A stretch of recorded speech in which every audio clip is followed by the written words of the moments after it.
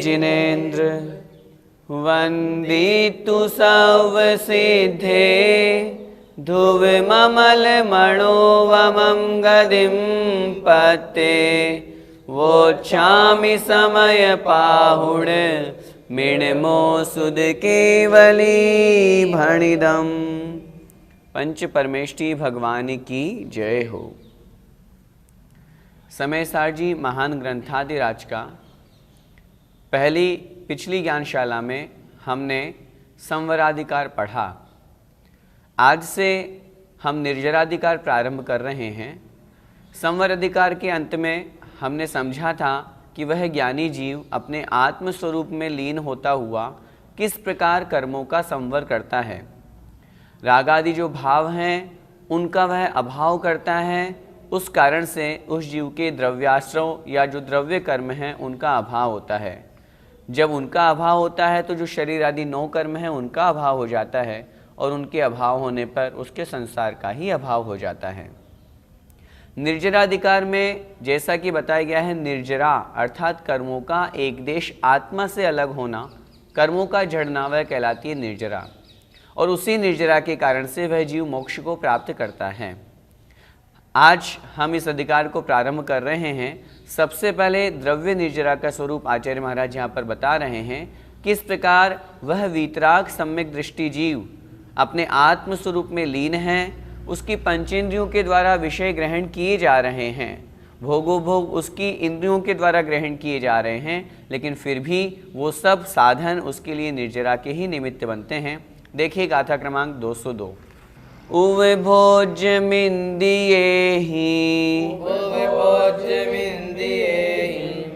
दव्वाणमचेदणाणमिदराणम्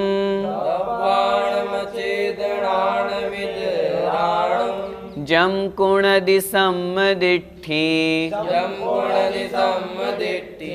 तम सव्वं निज्जरनिमित्तम्। बोलिए उवे भोज्यमिंदियेहि दव्वाणमचेदणाणमिदराणम् जम कुणदि सम्मदिट्ठी तम सव्वं निज्जरनिमित्तम्। उवे भोज्यमिंदियेहि दव्वाणमचेदणाणमिदराणम् जम कुणदि सम्मदिट्ठी तम सव्वं निज्जरनिमित्तम्। आइए गाथा का अर्थ समझते हैं। उपभोज्यमिंदियेहिम, उपभोज्य अर्थात उपभोग, उपभोज्यम उपभोग अर्थात भोगोभोग ग्रहण करना, भोगना। किसके द्वारा? इंद्रियहिम अर्थात इंद्रियों के द्वारा, इंद्रियों के द्वारा भोग उपभोग करना। किनका? दव्वाणम द्रव्यों का, पुद्गल पर द्रव्यों का। कैसे? अचेदनाणम इदराणम, अचेतन और इदराणम अर्थात उससे इतर विपरीत चेतन, अर्थात चेतन और अचेतन द्रव्यों का इंद्रियों के द्वारा उपभोग करता हुआ। चर्चा चल रही है यहाँ पर अंतिम पंक्ति से पूर्व जो तीसरी पंक्ति उसमें सम्मदिट्ठी शब्द दिया है, सम्यक दृष्टि जीव की। जो वीतराग सम्यक दृष्टि है वह अपनी इंद्रियों के द्वारा चेतन और अचेतन दोनों प्रकार के द्रव्यों का उपभोग कर रहा है। जम कुणदि जो करता है, क्या करता है? उपभोग करता है। कौन करता है? सम्मदिट्ठी अर्थात सम्यक दृष्टि जीव। तम सव्वम वह सब अर्थात वो जो उसने उपभोग किया वह सारा का सारा उपभोग निज्जर निमित्तम उस जीव के लिए, उस सम्यक दृष्टि जीव के लिए निर्जरा का निमित्त है।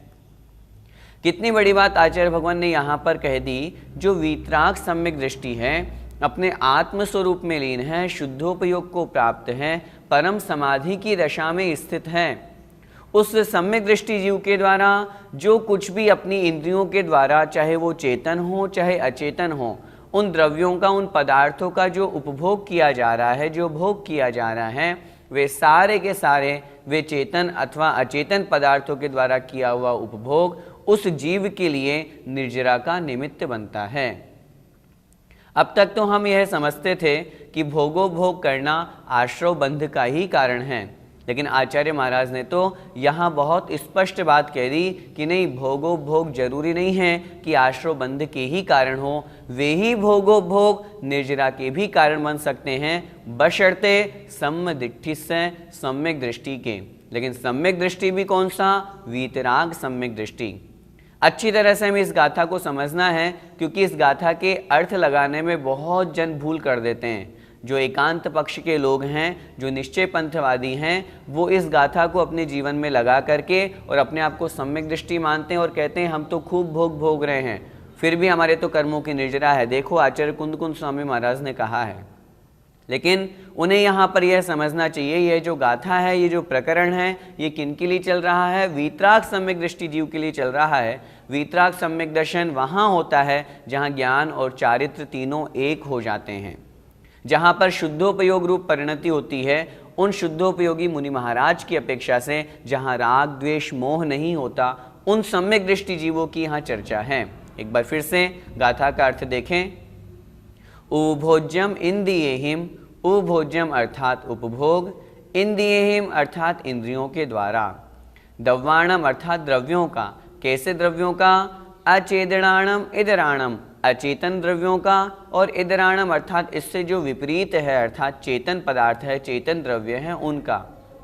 जम कुणदि जो करता है, सम्यदिट्ठि अर्थात सम्यक दृष्टि जीव, वह वीतराग सम्यक दृष्टि जीव अपनी इंद्रियों के द्वारा जो चेतन और अचेतन द्रव्य हैं उनका जो उपभोग करता है, वह उपभोग तम सव्वम, वह उपभोग निर्जर निमित्तम, उस सम्यक दृष्टि जीव के लिए निर्जरा का निमित्त बनता है। निर्जरा का निमित्त क्यों बनता है? क्योंकि उस तरफ उस जीव का उपयोग नहीं है, उसका उपयोग आत्मस्वरूप में है। आत्मस्वरूप में होने के कारण से, राग द्वेष का अभाव होने के कारण से, वे उपभोग किए हुए पदार्थ भी उसके लिए निर्जरा के साधन बनते हैं। गाथा का भावार्थ देखें। सम्यक दृष्टि जीव इंद्रियों के द्वारा अचेतन और चेतन द्रव्यों का जो उपभोग करता है, वह सब निर्जरा का निमित्त है। उसके द्वारा वह किया गया उपभोग भी निर्जरा का कारण बनता है। क्यों कारण बनता है? क्योंकि वहां पर उस जीव के द्वारा किसी प्रकार का कोई राग द्वेष नहीं किया जाता। भैया जी, सम्यक दृष्टि के चेतन अचेतन पदार्थों का उपभोग कैसे होता है? सबसे पहले तो इस बात पर हम बहुत अच्छी तरह से विचार करें। यहाँ पर सम्यक दृष्टि की बात है, वो कौन सा सम्यक दृष्टि है? वह वीतराग सम्यक दृष्टि। उस वीतराग सम्यक दृष्टि के द्वारा अपनी इंद्रियों के द्वारा जो भी चेतन अथवा अचेतन पदार्थों का उपभोग किया जाता है, वह सब उसके लिए निर्जरा का कारण बनता है।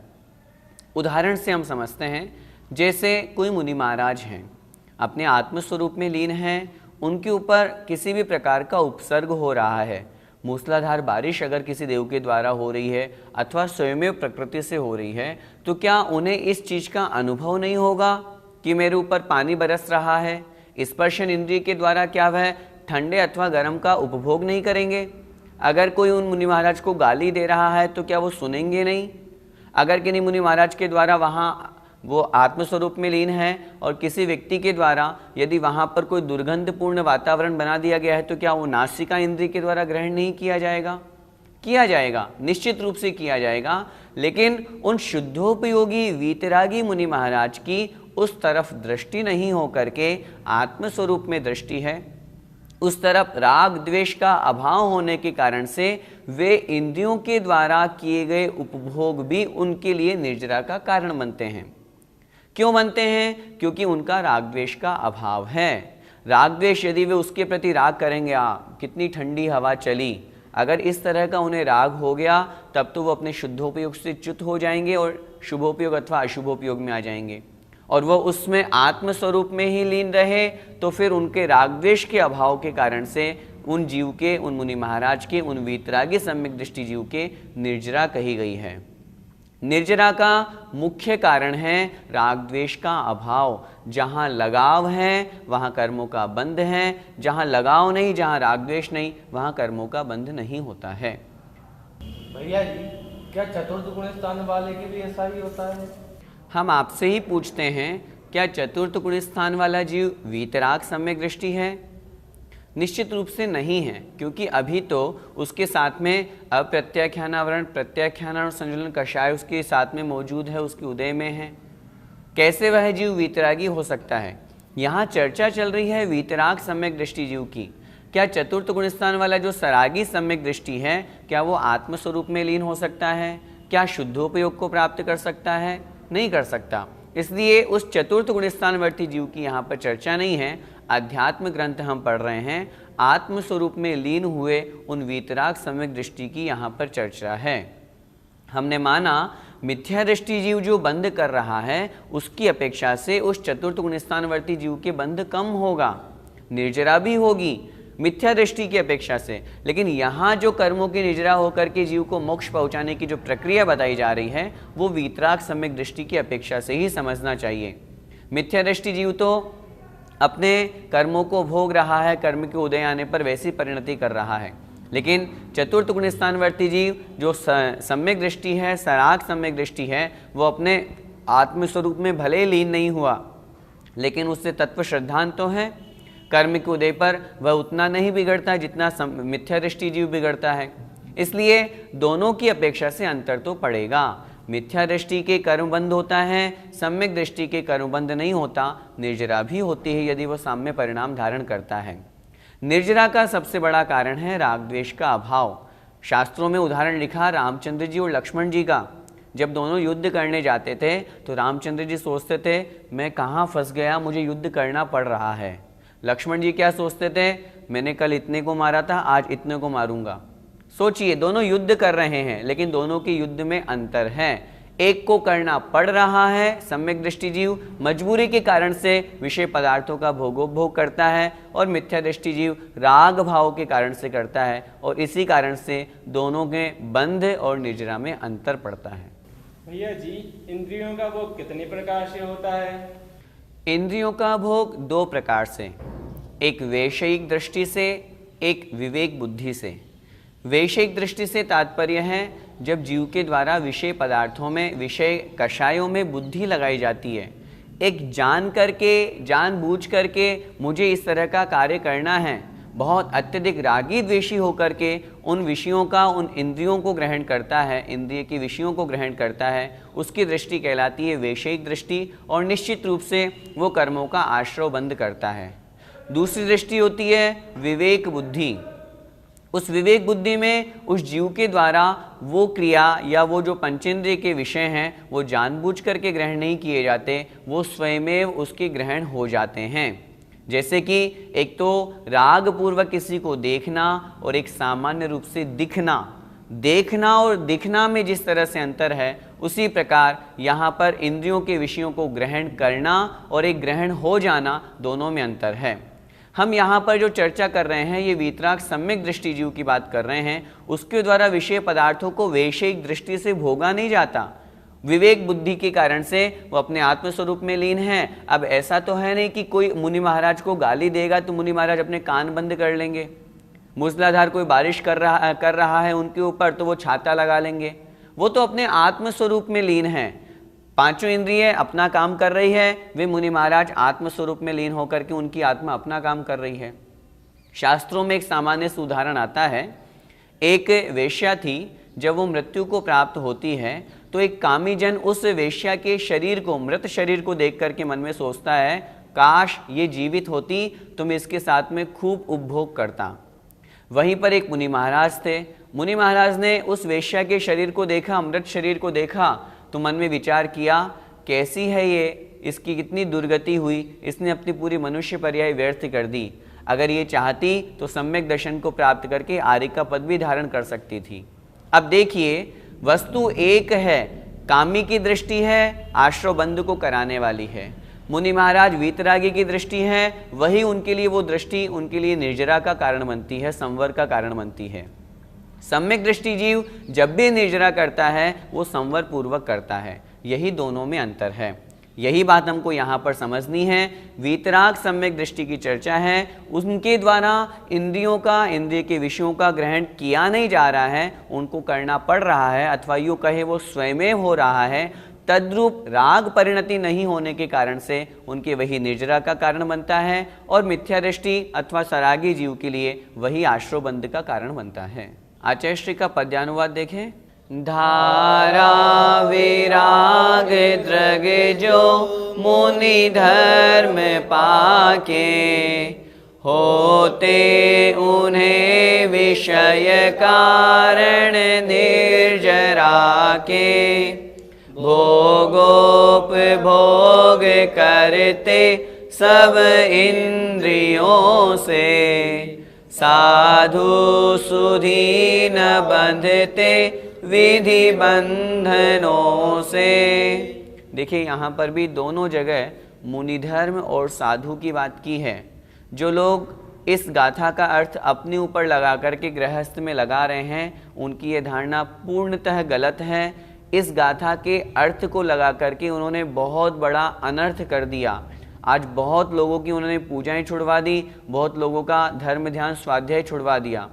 वे सिर्फ आत्म ध्यान और आत्मचिंतन की बात करते हैं और कहते हैं आप कितना भी भोग भोगो, वो सब निर्जरा का कारण है। अब द्रव्य निर्जरा की चर्चा हुई। अब भाव निर्जरा का संक्षेप में यहाँ पर आचार्य महाराज स्वरूप कह रहे हैं। देखिए अगली गाथा। दवे उपभोज्यन्ते नियमा जायदि सुहं च दुःखं च।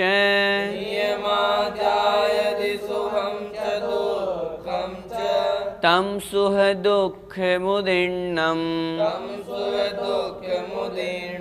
वेददि अथ निज्जरं जादि। दवे उपभोज्यन्ते नियमा जायदि सुहं च दुःखं च।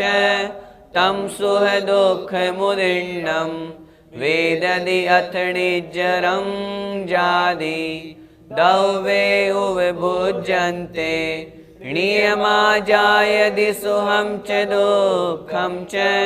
तं सुह दुःख मुदीर्णं वेददि अथ निज्जरं जादि। गाथा का अर्थ देखते हैं। दव्ये उपभुज्यन्ते, दव्य अर्थात द्रव्यों का, उपभुज्यन्ते अर्थात उपभोग करते हुए। जो हमने पिछली गाथा में पढ़ा कि वीतराग सम्यक दृष्टि जीव के द्वारा वहाँ चेतन अथवा अचेतन द्रव्यों का उपभोग किया जा रहा है।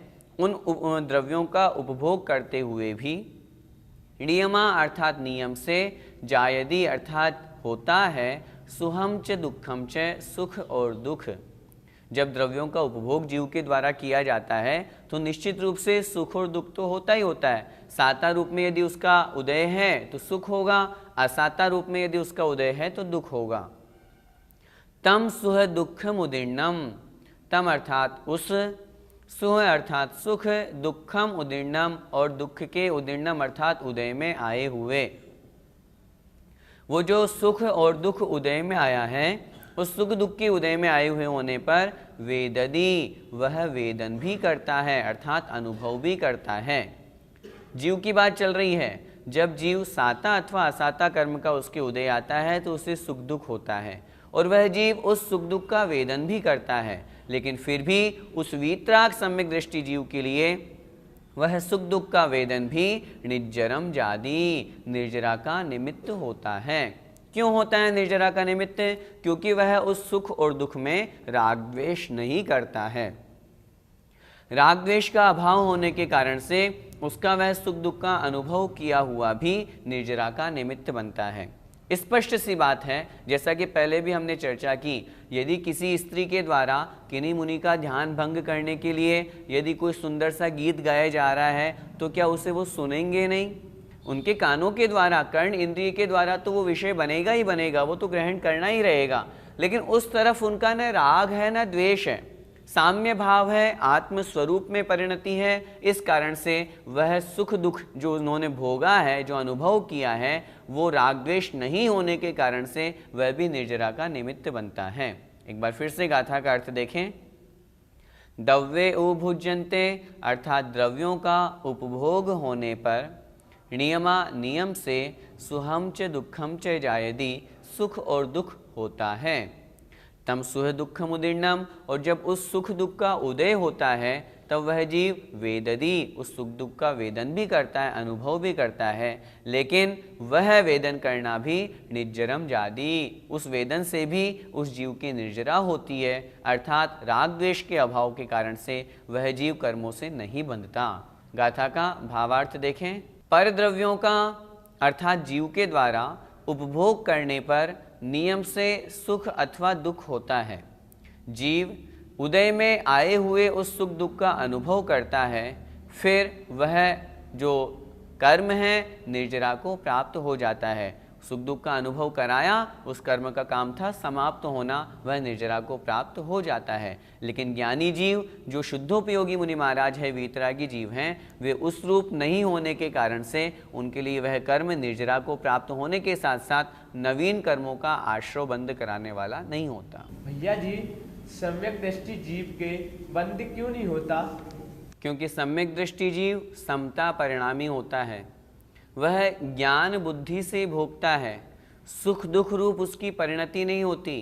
वो किसी भी कर्म के उदय में राग द्वेष नहीं करता, केवली भगवान की तरह वह वीतरागी होता है, आत्म स्वरूप में लीन होता है और शुद्धोपयोगी होता है। इस कारण से उस सम्यक दृष्टि के बंध नहीं होता। यहाँ चर्चा चल रही है वीतराग सम्यक दृष्टि की। उस वीतराग सम्यक दृष्टि में ये गुण होने के कारण से वह मात्र ज्ञाता दृष्टा रूप रह करके उनके प्रति किसी प्रकार का राग द्वेष नहीं करता। जब राग द्वेष नहीं करता, लगाव नहीं होता उसे, तो फिर नवीन कर्मों का बंध कैसे? इसके विपरीत जो मिथ्या दृष्टि जीव है, उनके साथ में ये राग द्वेष जुड़े हुए हैं। वो किसी भी कर्म के उदय में अपना राग द्वेष रूप वहाँ पर दृष्टि लगा लेता है, आत्मा को शरीर को एक मानता है, सुख दुख रूप वेदन करता है। यदि असाता का उदय आता है तो रोने धोने लग जाता है, और साता का उदय आता है तो बड़ी प्रसन्नता से खुश हो जाता है, आनंद मनाता है। इस कारण से मिथ्या दृष्टि जीव के बंध कहा गया है और सम्यक दृष्टि जीव के वहाँ पर कर्मों की निर्जरा कही। जो सम्यक दृष्टि है वो वीतराग की अपेक्षा से कर्मों की निर्जरा, चतुर्थ गुण स्थानवर्ती जीव के भी कर्मों का बंध तो हो रहा है, लेकिन मिथ्या दृष्टि की अपेक्षा से कम हो रहा है, क्योंकि मिथ्या दृष्टि के ज़्यादा राग है, सम्यक दृष्टि के कम राग है। जहाँ ज़्यादा राग होगा वहाँ ज़्यादा बंध होगा, जहाँ कम राग होगा वहाँ कम बंध होगा। भैया जी, केवली भगवान की साता का उदय है, क्या फिर वहाँ बंध नहीं होता? हमने भी आपसे निवेदन किया, बंध का मूल कारण है राग द्वेष, ममत्व परिणाम। जहाँ है वहाँ बंध होगा। क्या केवली भगवान के ममत्व है? क्या केवली भगवान की राग है? नहीं है, वे तो वीतरागी हैं। देखिए, साता के उदय से उन्हें बहिरंग सारी विभूतियाँ प्राप्त हो रही है, 64 चंवर भी ढूंढ रहे हैं, अष्ट प्रातिहार्य भी है, 100 इंद्र उनके चरणों में झुके हुए हैं, समोषण की विभूति है, लेकिन उन सबसे निर्ममत्व है।